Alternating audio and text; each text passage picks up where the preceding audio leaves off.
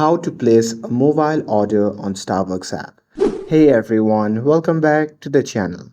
In today's video, I'll show you how to place a mobile order using the Starbucks app. It's fast and easy, so now without further ado, let's get started.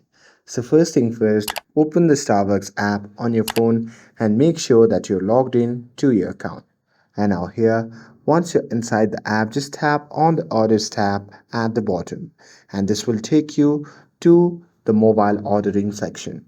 Now next, you can choose your pickup store. You can use the map or the search bar to find a location near you, and after that you can just tap order here to select it.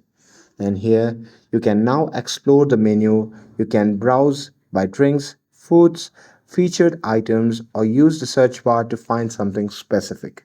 And after that, you can simply select the item and customize it however you like it. You can change the size, add syrups, adjust the milk, and much more. And after that, you can just tap on add to order. And here, once you have added everything you want, you can just tap the cart icon to review your order. And after that, you can just tap on checkout. And here you can choose payment method and then tap place order, and that's it.